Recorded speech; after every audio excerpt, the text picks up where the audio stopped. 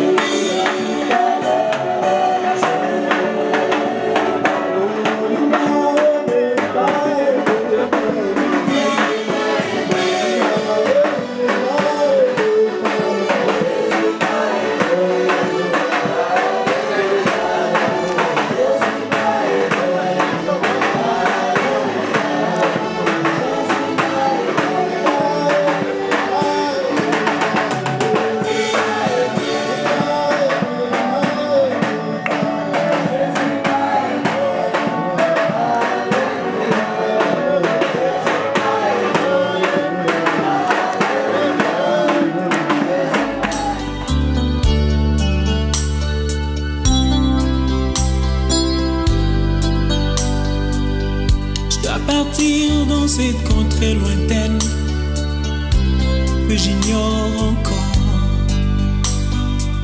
là où il y a la paix sans peine, mais pas avec ce corps.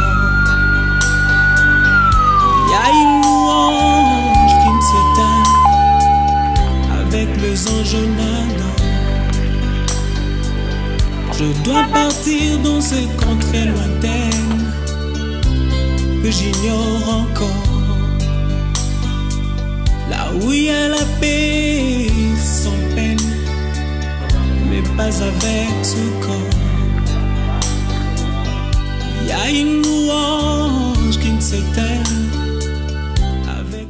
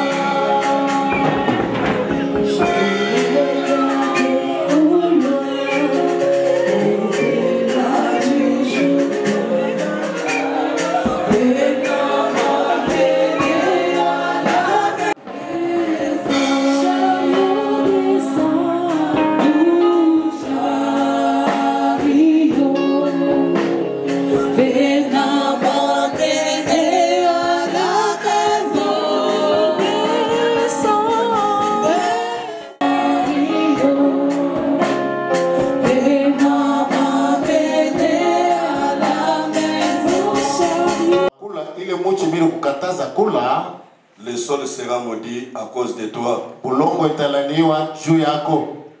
C'est avec peine que tu enterreras ta nourriture tous les jours de ta vie. Il te produira des chardons et des broussailles. Et tu mangeras l'herbe de la campagne. C'est à la sueur de ton front que tu mangeras du pain jusqu'à ce que tu retournes dans le sol dont tu as été pris.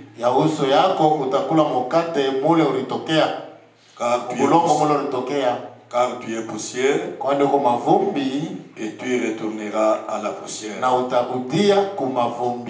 Je vous demanderai d'observer une minute de silence. Vous allez laisser.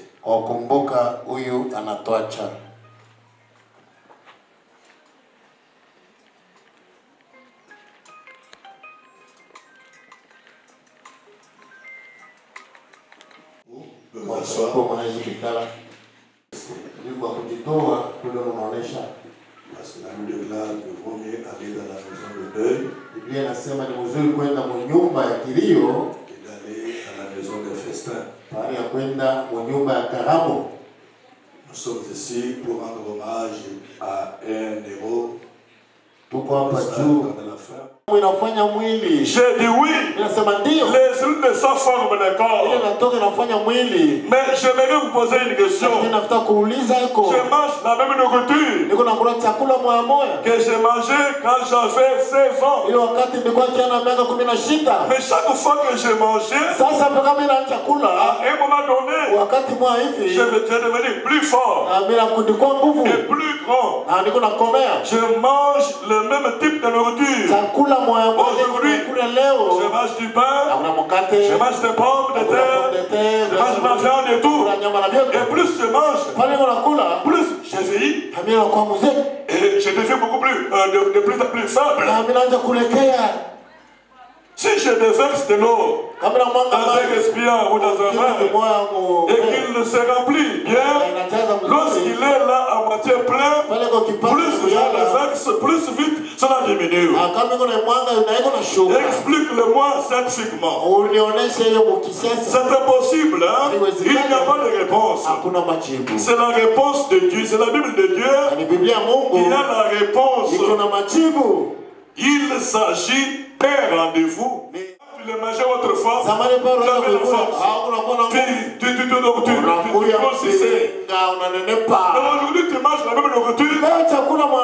Les enfants que vous avez à la maison, ils la mangent, ils grossissent, ils se développent. Mais vous mangez la même nourriture. Vous ne voyez pas ce qui se fait chez les enfants. Quand tu manges, tu deviens beaucoup plus faible. Madame dit que c'est la Bible de Dieu qui a la réponse à ça. C'est quoi? Il s'agit d'un rendez-vous. Dieu vous a attrapé juste à 22 ans. Exactement au moment où vous étiez au mieux de votre forme. À 22 ans, qu'est-ce que Dieu a dit?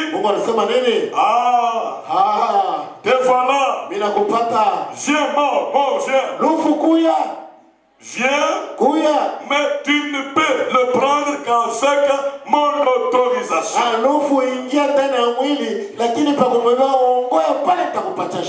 À 22 ans, c'est Dieu qui a pris la mort. Et la vie, la mort entre. Et quand la mort entre, c'est ce qu'il fait maintenant. Que tu manges la même nourriture. Au lieu que le corps se développe, mais le corps ne fait que s'affaiblir. Et tu ne peux pas t'échapper à ça. Mais la mort là ne peut pas t'emporter qu'avec la permission de Dieu. C'est pourquoi nous, les chrétiens, nous ne croyons pas aux sottises. Où les gens, quand Papa Mbi est mort comme ceci, on va commencer maintenant à dire celui qui est à la base là-bas, c'est elle. Jamais. Si vous pensez de cette façon, vous êtes très loin de la vérité. La mort, dès que vous avez déjà 25 ans, selon notre prophète, William Branham, il en parle, il insiste. Aussi dans Jéhovah Jireh, du 6 janvier 57, à la fête, il dit ceci. Souvenez-vous, lorsque vous aviez accompagné maman à l'hôtel, elle était belle. Papa était beau. Avec ses cheveux peignés vers l'arrière. Et matin, vous vous êtes réveillé. Et sous les beaux yeux de maman, c'était formé des rides. Papa, vous saviez, vous aviez des cheveux gris. Quel est le problème? Un garçon qui était à un certain moment très costaud, une jeune fille très attrayante, mais plus les jours passent, vous trouvez celle qui était très belle là, la beauté commence à disparaître, les rides commencent à se former. C'est quoi le problème? William Branham dit, quel est le problème? Au bout d'environ 25 ans, la mort s'installe graduellement pour vous emporter. C'est ce que fait la mort. Un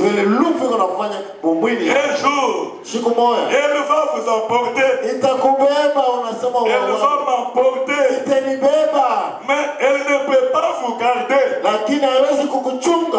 Elle peut nous emporter, nous acceptons. Mais elle ne peut pas me garder définitivement là-bas. Alors je garde un peu ici. Je vais y revenir. William dit, La mort rentre dans cet homme. À l'âge de 25 ans. Elle commence maintenant à vous emporter graduellement. C'est ce qui va faire que la même nourriture. Et vous mangez autrefois.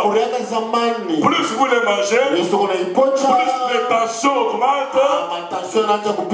Plus on va commencer à vous dire que ne mangez pas ça. Ne prenez pas ça. Ne mangez pas ça. Donc c'était des choses que vous mangez autrefois. Et ça vous donne de la nourriture.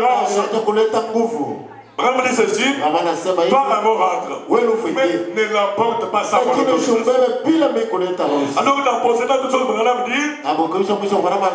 il dit au bref 9, je me rappelle la vision du Seigneur, il n'y a pas longtemps. Vous vous souvenez que j'en ai parlé ici.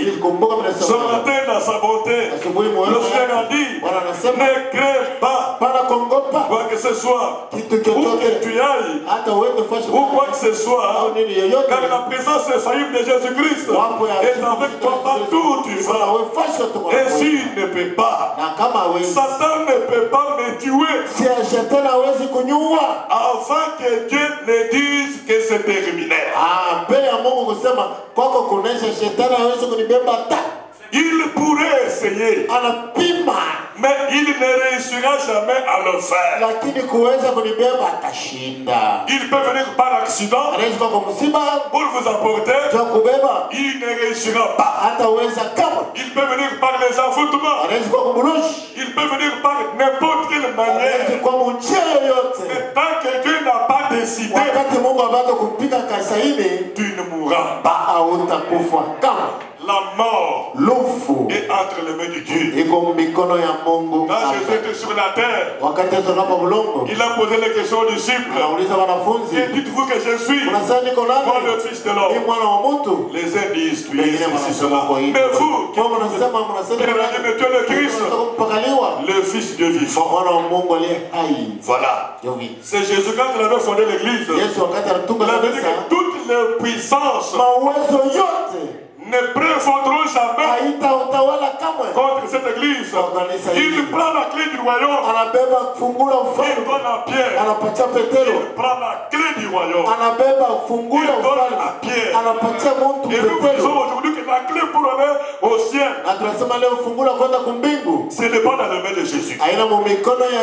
La clé pour aller au ciel, c'est ce qui peut vous souffrir aujourd'hui pour entrer au ciel, pour entrer dans le royaume de ciel. C'est un homme. C'est pourquoi vous voyez dans la Bible, Paul rencontre la colonne de feu sur le chemin de Damas. Mais la colonne de feu n'a pas pu sauver Paul. Mais Jésus va dire à Paul, sous la forme de la colonne de feu, entre dans la vie. Le même Jésus va voir Ananias. Il dit à Ananias de venir vers Paul pour lui poser les mains afin que Paul soit guéri et qu'il puisse recevoir le Saint-Esprit. C'est ça la formule. Corneille prie pour avoir le Saint-Esprit. Mais Dieu lui dit, allez chercher Pierre. Aujourd'hui, les clés du royaume, c'est entre les mains des hommes. Là, vous devez croire. Là que notre prophète nous dit, la chose aussi la plus difficile pour qu'un homme puisse croire, c'est croire dans ce mortel. Même nous croyons cela. Croyons. Pour que je sois guéri, il faut que l'homme vienne prier pour moi.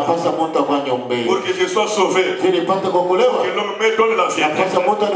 Mais quand Jésus était mort, à sa résurrection, il a dit quoi? J'ai la clé de la mort. Et la clé de ce jour de la mort. La clé de la mort n'est pas dans la main d'un homme. Mais la clé de la mort, c'est dans la main de Jésus. C'est lui qui décide pour que tu puisses partir.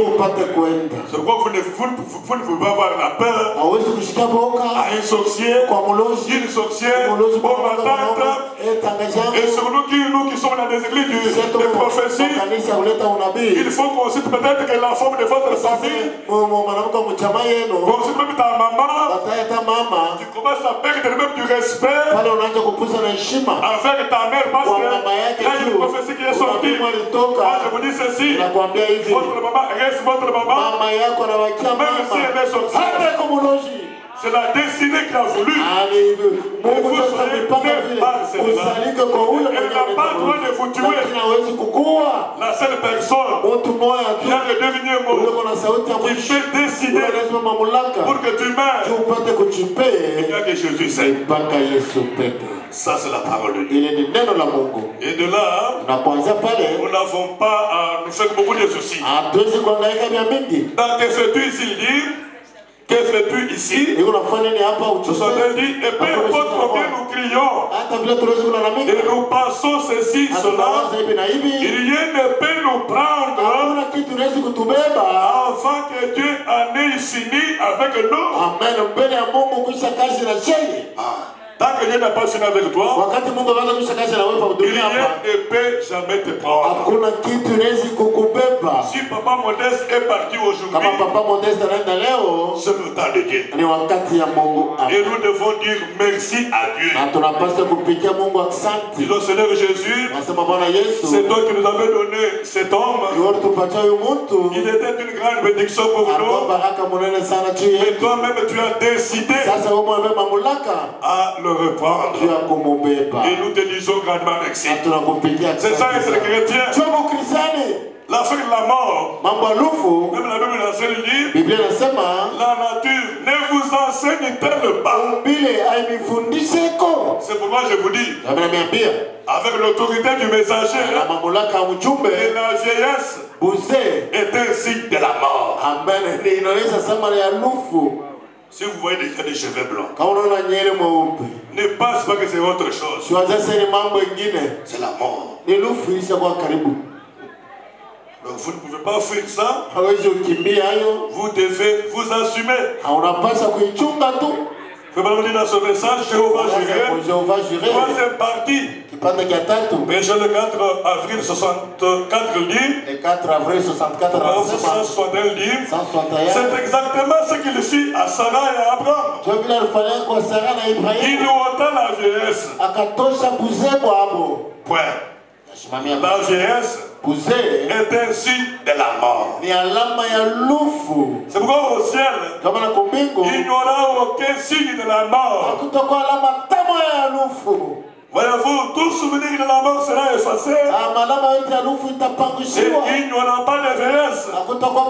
Nous serons tous jeunes. C'est ça. Vous voyez, vous avez déjà des cheveux blancs. Ne pensez pas que vous allez encore reculer, non. Vous êtes sur un chemin de noir et tout. Et c'est la mort qui se manifeste déjà. C'est comme quoi, comme dirait avant la pluie, il y a des signes qui se manifestent. Et quand vous avez déjà des cheveux blancs, c'est un signe de la mort. Dans la demeure future de l'épouse céleste et de l'épouse terrestre, 289 il dit, et la mort, c'est la perversion de la vie. Et quand la perversion est terminée, il ne peut plus y avoir de mort. La vieillesse est un signe de mort. Et une fois la vieillesse disparue, la vie entre. Même si nous voyons le matin, où est le soleil qui se lève? C'est là que je peux peut-être donc appeler vos conseillers, que vous compreniez que même la nature ici nous enseigne tous les jours. Chaque matin, le soleil se lève. Quand il se lève, c'est comme un bébé qui naît. Il commence vers 9h, 10h. C'est comme un enfant qui va pouvoir qu'il va à l'école. Arrivé maintenant à 12h, 13h, il devient fort. Les gens vont commencer à aller se cacher dans les ouvrages. Au fur et à mesure que le temps avance, à 15h, 16h, fort là, à 15 heures, à 14 h 13 h, il commence à s'affaiblir. Il s'affaiblit. Arrivé à 18 h, là, il n'a pas la force. 19 h 20 h, il disparaît. Mais quand le soleil disparaît, ce n'est pas que la mort va la prendre pour toujours, non. Quand il y a la mort, nous savons qu'il y a quelque chose. C'est pourquoi pour terminer, je vous dirai, les enfants d'Israël, quand ils étaient en Égypte, Joseph était là. Un jour, Joseph était mort. Mais avant que Joseph meure, il appelle ses frères. Il leur dit ceci. Je crois que quand c'était le temps de mon père, il m'a fait jurer qu'ils ne sont pas enterrés. Mais moi je ne ferai pas ça.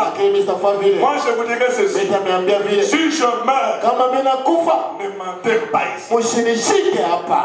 Prenez mes os. Gardez quelque part. Parce que moi je sais qu'un jour, le libérateur viendra. Il va vous faire sortir de ce pays. Et il va vous amener dans un pays où coule le miel.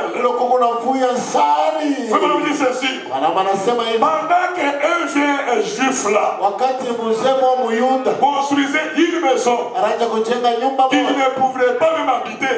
Pendant que l'on frappait, il pouvait pleurer, sentir des douleurs. Mais quand il pouvait passer là-bas, il voit des ossements là.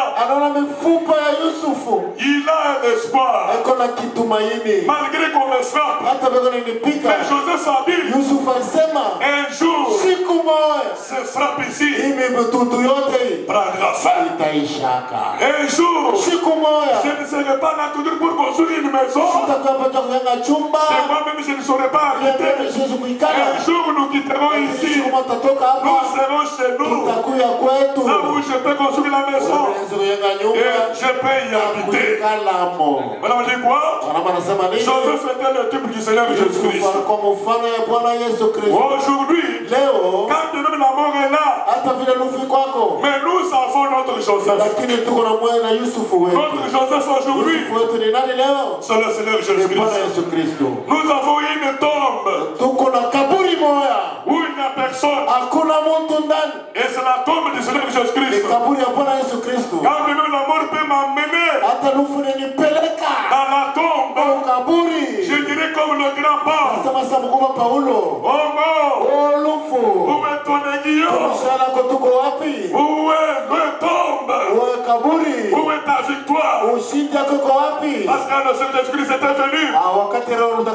Il a donné son corps. Le diable est venu avec l'aiguillon de la mort.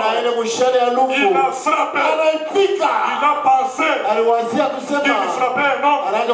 Et Jésus a bloqué cet aiguillon de la mort. Et quand il est allé dans la tombe, la terre ne pouvait jamais contenir. C'est pourquoi j'ai dit, Jésus est quelqu'un qu'on ne peut pas comparer. Même si la mort peut emporter Papa Mbia, nous dirons à la mort. Nous regardons de l'autre côté. Du côté de l'Orient, il y a une tombe vide. Et c'est la tombe du Seigneur Jésus-Christ. Là, nous établissons la différence entre la tombe de William Branham et la tombe du Seigneur Jésus-Christ. Nous vous disons tout haut. Si vous parlez en Amérique aujourd'hui, et qu'on vérifie dans la tombe de Frère Branham, nous trouverons ces os. Mais il y a un homme qui avait dit ce jour-là, j'ai le pouvoir de donner ma vie et j'ai le pouvoir de reprendre cette vie. Et c'est le Seigneur Jésus-Christ. Lui était enterré le vendredi et le dimanche dimanche matin, il était ressuscité. Il est venu encore dans le monde vivant. Et quand la femme allait avec des parfums pour l'embaumer, l'ange a reposé la femme et a dit, pourquoi tu viens chercher le vivant parmi les morts? Il n'est pas mort. Il n'est pas dans la tombe. Il n'est pas parmi les morts. Mais il est vivant. Si tu veux le voir, sois parmi les vivants. Notre héros, le Seigneur Jésus-Christ, n'est pas dans la tombe.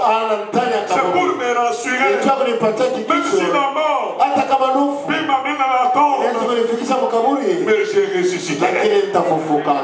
Le Seigneur Jésus-Christ va me ressusciter.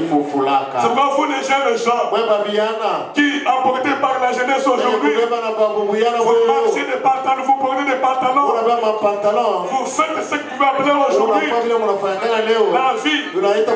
Ce n'est pas la vie. Parce qu'un jour, la beauté que tu vois là va se détériorer. Et un jour, tu n'auras pas la masse, tu n'auras pas la beauté, mais il faut chercher le ressuscité dans ta vie. Chercher le Seigneur Jésus-Christ pendant que tu es vivant. Nous ne sommes pas de ceux-là qui donnent la vie éternelle aux gens pendant qu'ils sont morts. On ne donne pas la vie éternelle à quelqu'un qui est mort. La mort ne change rien. Si tu meurs pécheur, même là où tu pars pécheur. Si tu meurs adultère, tu meurs féticheur, tu meurs sorcier, même là où tu pars sorcier. Mais si tu meurs chrétien, baptisé du Saint-Esprit, un jour, quand l'âge va sonner, quand tous les morts à Christ vont ressusciter, tu seras parmi ces morts. Et surtout que le temps est devenu se rapproche de temps en temps. Nous du message, nous n'avons pas honte de parler de ce que notre prophète a fait. Notre moniteur de l'école de dimanche. Tu étais un moniteur modèle, un peu sévère, beaucoup social et beaucoup amusant, pour que nous ne soyons pas distraits. Tu étais un grand-père pour nous, qui maniait vraiment l'épée sans complexer. Chez toi, la phrase Branham a dit était une litanie. Tu ne pouvais pas faire beaucoup de minutes sans pour autant citer Branham a dit. Tu étais un grand conseiller pour nous les enfants de la 3e classe. Papa Modeste, tu étais un grand bénéfice pour l'école des dimanches du tabernacle de la parole. Tu nous as montré comment louer, adorer et exalter le Seigneur. Tu étais toujours joyeux et souriant. Tu étais un vrai chantre qui entrait dans ce qu'il chantait. Papa Modeste Mbié, tu étais vraiment un modèle pour nous. Tu n'es pas mort, mais tu dors. Car tu nous disais qu'un chrétien ne meurt pas, car la mort signifie la séparation totale avec Dieu. Tu dors pour un repos jusqu'au jour où les morts en Christ ressusciteront pour l'enlèvement. À bientôt dans la douceur. Nous, les enfants de l'école des dimanches, nous ne t'oublierons jamais. Repose en paix, Papa Modeste Mbié.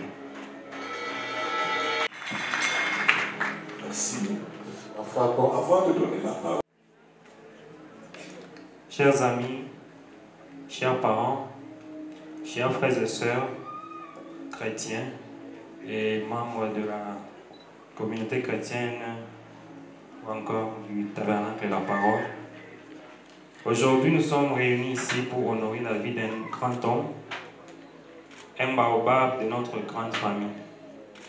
Le robuste, comme lui-même nous le disait.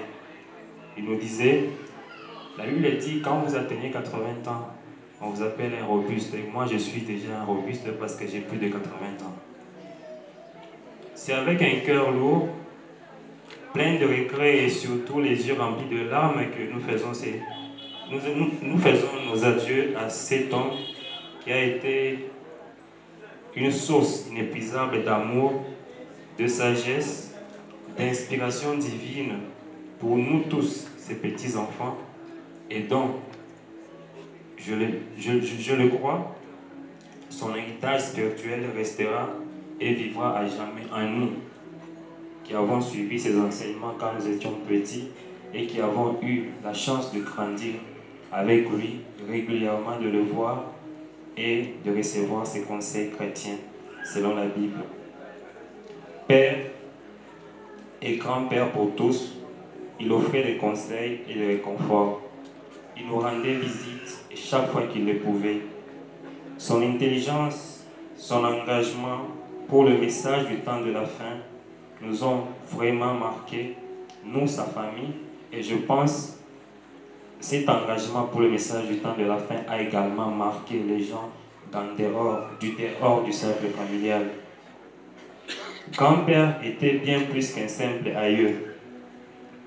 Il était le pilier de notre famille, un consolateur, un pacificateur et un unificateur, celui qui unissait le nord, le sud, l'est et l'ouest. Celui qui faisait tout pour que la paix revienne là où il y avait des problèmes ou des troubles. Celui qui nous a appris les petites choses de la vie. Celui qui nous a appris la parole de Dieu, les cantiques du message. On s'asseyait tout autour de lui le soir quand on était encore petit et il nous apprenait à chanter. On répétait après lui et on a grandi parfois sans même avoir su connaître à lire. On connaissait déjà les chansons des cantiques parce que c'était lui qui nous avait donné ce goût-là de chanter dans les recueils des cantiques. Grand-père avait une passion pour la parole de Dieu qui était une passion contagieuse et il nous l'a transmise. Sa capacité à garder la foi même dans les moments difficiles, ses conseils sur base de la Bible nous ont été légués comme un héritage. Il nous a appris l'importance de servir Dieu et aussi les bénéfices qui en découlent. Aujourd'hui, alors que nous pleurons sa perte, nous devons également célébrer tout ce qu'il représentait. Il nous a transmis des valeurs chrétiennes qui continueront à vivre à jamais en nous. L'amour du prochain, la foi en Jésus-Christ, le respect mutuel, l'importance de la famille à demeurer dans la foi chrétienne et jusqu'au retour du Seigneur Jésus-Christ. Son héritage, je l'ai dit, perdurera à travers chacun d'entre nous. En ce jour triste, souvenons-nous de lui avec un sourire comme il aurait voulu que nous le fassions. Gardons vivant son esprit dans nos cœurs et honorons sa mémoire par nos futures bonnes actions par nos futures bonnes actions au quotidien. Grand-père, tu vas énormément nous manquer, mais sache que tu resteras toujours présent dans nos souvenirs et nos cœurs. Repose en paix.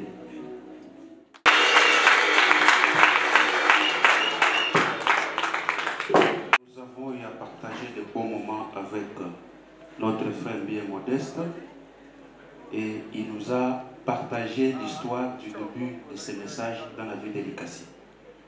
Et si nous transmettons tel qu'il nous l'avait donné, tout avait commencé en septembre 1979 au nombre de 3 frères, à savoir les frères Mukendi, Kankou et Bantapi, qui sont baptisés dans la rivière, sur la rivière Panda par les frères Mbouikatai, accompagnés par les frères Ilonga Chikumambela, venus de Lubumbashi dans la ville d'Elikasi sur leur invitation. Les 4e croyants furent les frères Diba, baptisés sur la même rivière en 1979, quelques jours après les trois premiers. Ce fut le 20 janvier 1980 que le frère Mbi et Modeste devint le 5e croyant du message à Likasi en se faisant baptiser sur la même rivière Panda par les frères Mokadi Lwendu venus de Kananga déjà installés à Likasi. ce qui ramène le nombre de croyants à 6. Les frères Capen Kanting baptisés à Colosie vint se joindre au petit troupeau de Likasi, donc 7 frères au total. Les frères Katala Itambwe, baptisés à Kananga, amènent un prédicateur du nom de Balanganaï qui a baptisé quelques frères, notamment les frères Tumbangandou, Mboui et Tchétchéri, qui ont augmenté le nombre de croyants. Notons que ces petits groupes de frères se réunissaient avec amour chaque jour de maison à maison, jusqu'au moment où ils se sont décidés de se fixer un lieu de rassemblement, c'est-à-dire chez frère Mie Modeste à côté de l'ACP1. Tel est le début du message du temps de la fin à Likasi. Cette petite église avait comme prédicateur Mukendi, Kankou, Bie, Diba, Ilonga, Katalai, Mukadi et Bijimine Mukandila. Il ne voulait pas se faire appeler pasteur, mais plutôt frère selon Matthieu 3. Sous l'influence extérieure, ce prédicateur fut poussé à se positionner dans le ministère des Éphésiens 4:11 en 1982. L'Église a alors reconnu comme pasteur Mukendi Kapembu Pierre, comme évangéliste Ilunga Kimbandi Albert Chikumambila, comme docteur Katala Itambwe. Ceux-ci ont continué à conduire l'Église assistée des autres frères jusqu'au premier vote d'un pasteur responsable local du nom de Tumba Gandou le 2 septembre 1985. C'est ce que nous avons essayé de ramasser et le reste de tout ce qu'il a écrit, nous en avons. Et c'est ceci que nous avons choisi de présenter à l'Assemblée, l'importance ou le rôle qu'a joué notre frère Bié qui nous vient de nous laisser. Merci.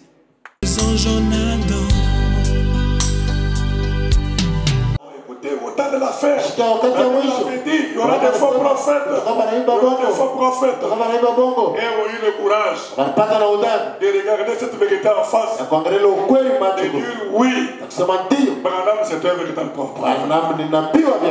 Il y a cette époque-là. Peut-être moi ici, quand j'entends les années 79, 80, j'étais peut-être à l'école primaire. Donc je suis très content de connaître des gens pareils et de combattre dans leur lignée. Quand nous avons beaucoup de révérence envers tous ces veillants qui ont combattu pour ce message. Et nous avons toujours le respect. Nous ne serons pas les oubliés.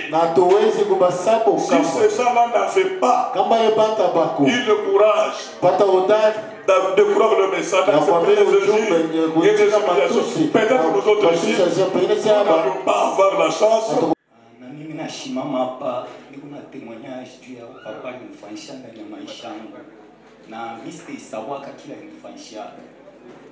Kila nimefanyishaka ni kinini kwa madifikulte ya nguvu sana na ile madifikulte ile tifanya ndani ya nyumba yangu nikifikishaka paka kusema kwa separation ou bien divorce.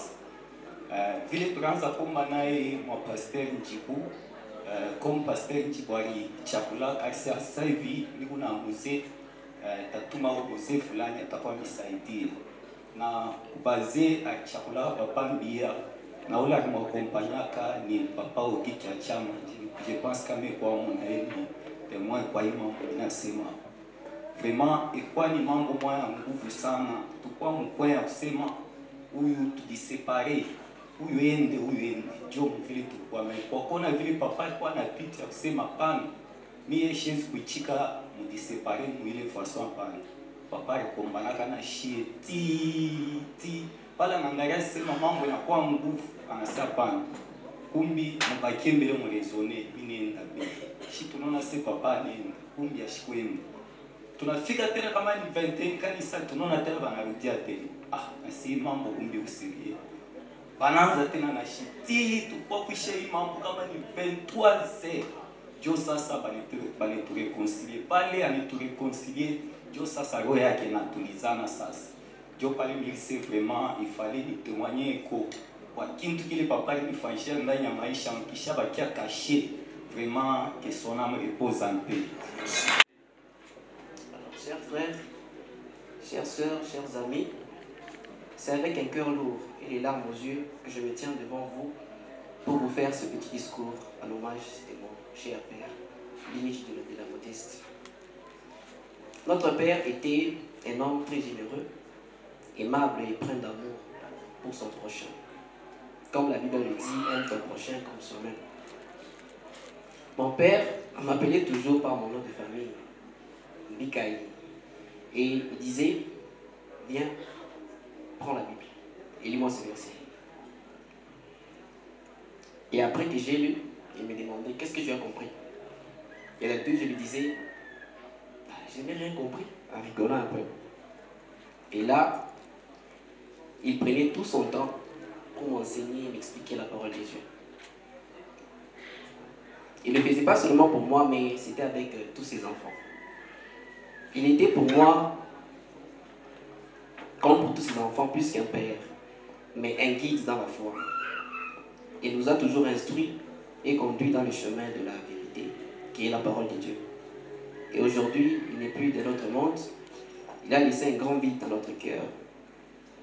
Mais ses instructions resteront gravées dans mon esprit.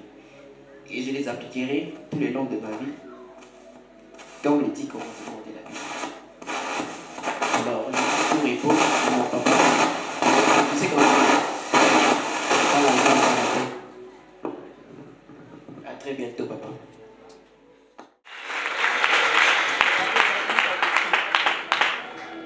Dieu vous bénisse. Mungu amebariki. Je suis son frère biologique. Niko ndugu yake mwili. C'est mon grand frère. Ni mkubwa yangu. Ce grand frère, quand on parlait avec lui, mais maintenant, mkubwa yangu ule tunaanza kusumburana, lakini sasa kinaogola kabisa. Asiseme tena.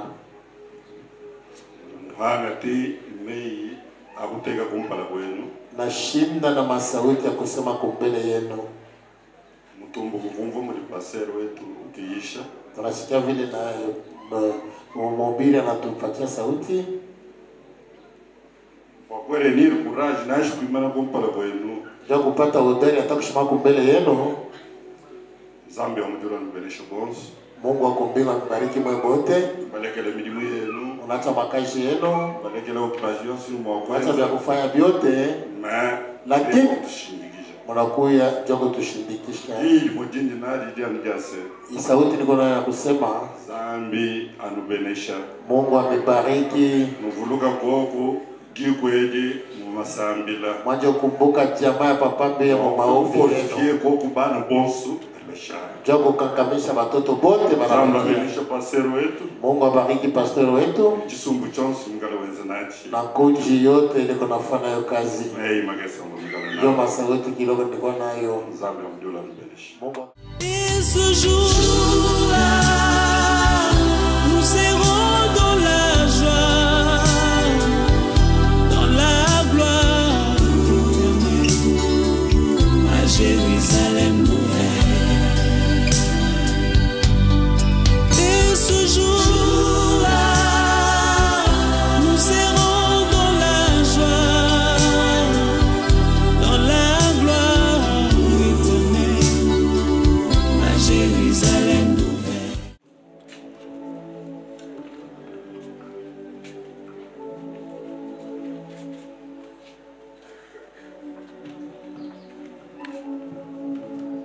Que Dieu vous bénisse. Mungu anibariki.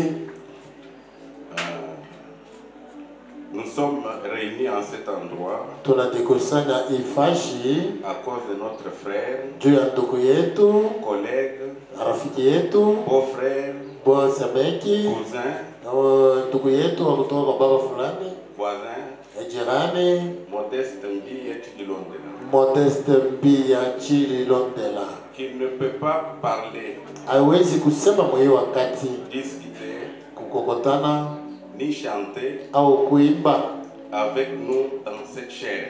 Nashe pamoja mwili Mais ce que nous avons maintenant lakini ile tuko nayo sasa sont les souvenirs de ces bonnes œuvres kukumbuka kwa makazi yake mzuri et les corps que nous allons laisser dans la terre. na mwili ile tutenda kuacha mubulongo. Genèse 2 Mwanzo 2 16-17. 16-17.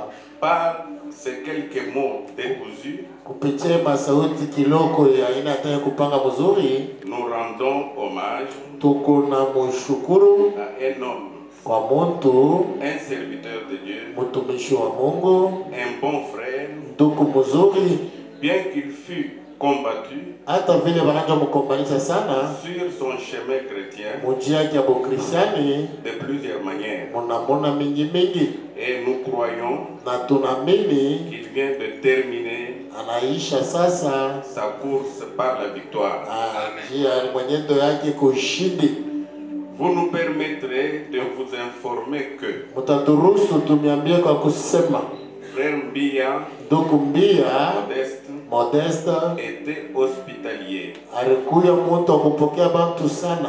Le premier temple hekalu ya kwanza pour le message du temps de la fin ndio ujumbe wakati ya mwisho par le prophète William Marion Branham na ndugu William Branham ici à Likasi umo mwetu Mulikasi était sa parcelle. ilikuwa ni kumpango yake PACP. Sa maison, nyumba yake recevait tous les frères, inaanza kupokea bandugu bote, même ceux qui présentaient les comportements difficiles, hata bale walikuwa na mwenyendo ya nguvu, comportements difficiles à gérer. ya nguvu hawezi kuimaliza tu haraka. Il avait sous-logé, aliweka bantu kwake, il avait sous-logé la bibliothèque de la voix de Dieu, la bibliothèque ile wanasema sauti ya Mungu ilikuwa kwake, centre de Likasi, na umomulika Ngala pendant plus de 10 ans, kupita miaka 10 avec respect na heshima et honneur. na kavumu. Frère Mbia, ndugu Mbia Modeste n'était pas conflictuel. ashukua makokotano, il savait pardonner, aliwa kusama bantu même après un grand choc. hata kama urumumisha ho zaidi, lakini alikuwa munene ya kurumia Mungu. Je le répète, même après un grand choc, hata kama urumuvunja roho sana, aranja kurumia. il était toujours souriant. alikuwa paka cheko midomoni.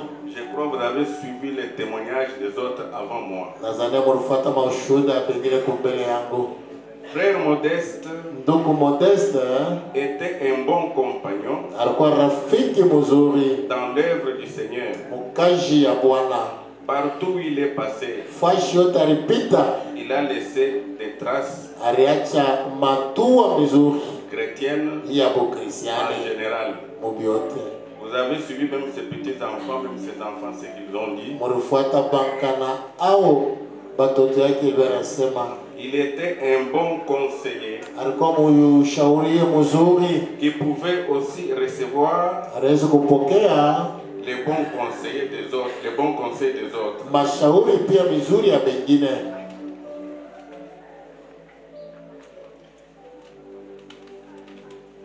Il accompagnait le bibliothécaire de la voix de Dieu. Aranja kushindikisha wa kuchunga mabroshiri ya ile wanaita la voix de Dieu. Centre de Likasi. Ya centre Likasi. Partout.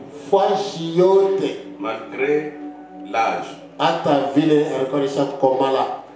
Frère Modeste. Ndugu Modeste aimait beaucoup chanter. Alipenda kuimba sana.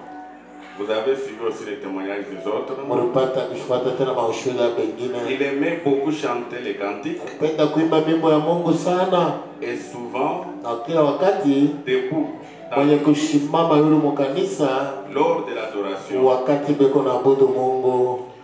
Frère Modeste a participé à l'élaboration du tableau reflétant la multiplication des églises kuzidi kwa makanisa du message ya ujumbe ici à Likasi mwetu Mulikasi de septembre kwanza mwezi ya 7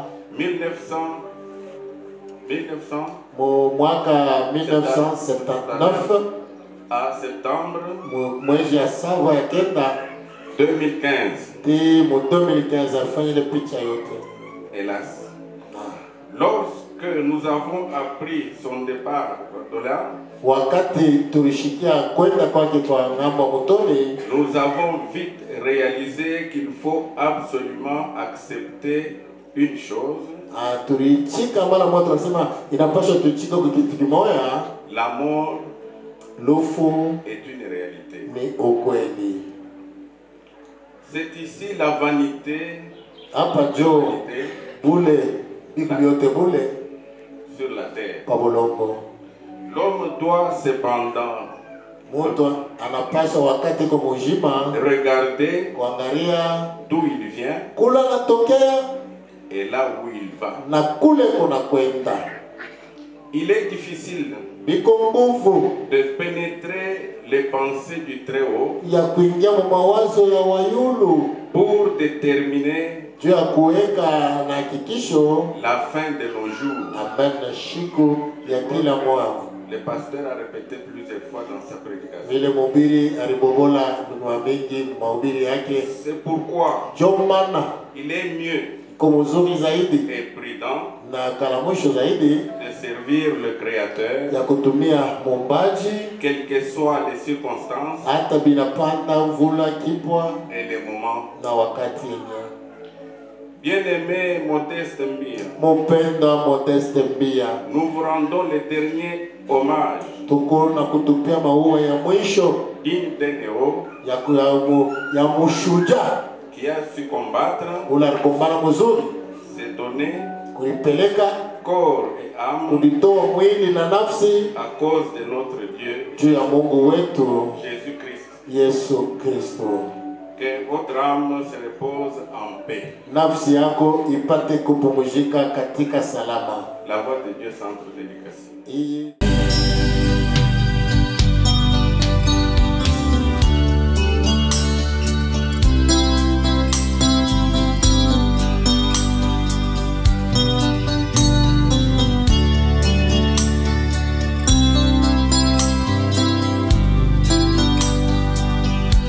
Partir sans vous prévenir pour vous faire moins mal. Je dois partir pour ne plus revenir, ça vous fera très mal. Je dois partir, je dois partir et je pars. Je dois partir sans vous prévenir, faire très mal. Je dois partir pour ne plus revenir, ça vous fera très mal. Je dois partir, je dois partir et je pars. Et ce jour,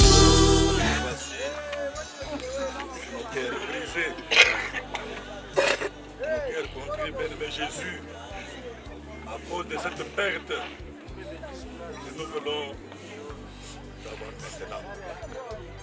Je crois que ta parole avait déjà parlé, que tu es terre, tu es poussière, et tu retourneras dans la poussière. La gloire, à Jérusalem nouvelle.